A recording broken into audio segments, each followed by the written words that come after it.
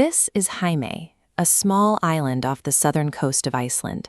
In the early 17th century, it was a remote outpost of the Danish crown, isolated by hundreds of miles of open Atlantic and surrounded by dark volcanic cliffs. As a Danish province, Iceland lacked its own standing army or navy. The local population had no formalized coastal defenses, relying entirely on the Danish crown to send protective warships into these waters during the summer months. But in the summer of 1627, the patrol ships were delayed, and a new threat had already breached the coast. 3 weeks earlier, a corsair ship from Salé, Morocco, had successfully raided the Icelandic mainland. An English fishing fleet was nearby, escorted by 2 heavily armed warships. When the Icelandic authorities asked for protection, the English captains refused to intervene. The corsairs slipped away, and the locals, having survived the initial encounter, assumed the danger was over. That lack of military protection transformed the island into an accessible target for human traffickers. Early on the morning of July 16, 1627, lookouts on Jaime spotted 3 unidentified sails emerging from the morning fog. The ships were struggling against a stiff headwind, making it difficult for the islanders to identify their flags. Many gathered on the shore with a sense of relief. Because the ships approached from the east, the standard route for the Danish patrol, most assumed their protectors had finally arrived. Murad Reis, the island's Danish factor, remained cautious. He sent messengers scrambling across these hummocky, moss-covered lava fields to alert the settlement. Reis gathered the men at the harbor and distributed a limited supply of muskets and black powder. As the ships drew close, the hopeful atmosphere evaporated. These were not the expected Danish warships. They were Barbary corsairs from Algiers. These pirates specialized in human cargo. Previous raiders had targeted iron church bells and portable wealth, but for the Algiers corsairs, the islanders themselves were the most valuable commodity. Over 200 armed corsairs swarmed up the steep volcanic beaches. The islanders fired their few muskets and small cannons, but the makeshift barricades at the harbor were quickly overwhelmed. For 2 days, the invaders moved through the settlement.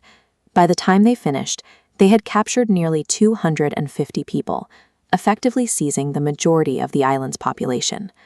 Among those taken was a 63-year-old Lutheran minister named Reverend Olafur Egilsson.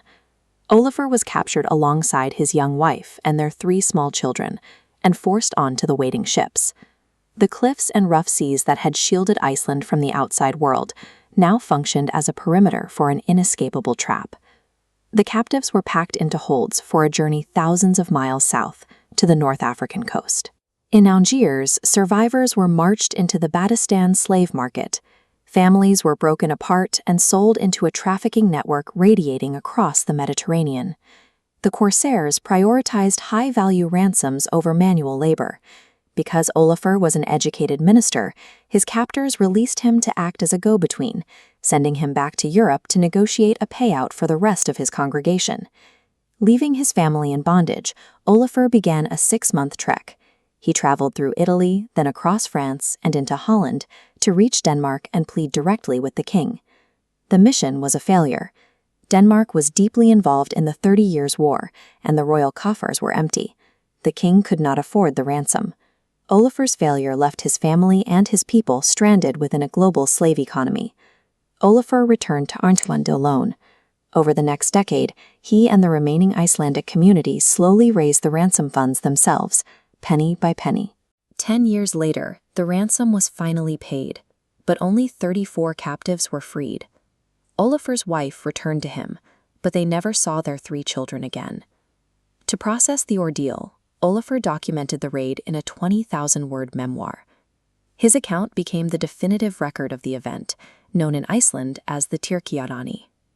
Because Iceland lacked a commercial printing press at the time, the population preserved the story by copying the manuscript by hand, passing it down for over 2 centuries. The raid of 1627 tethered these remote subarctic villages directly to the North African slave markets, demonstrating that no geography was too distant to be exploited. It left a scar on the national identity that hasn't faded in 4 centuries.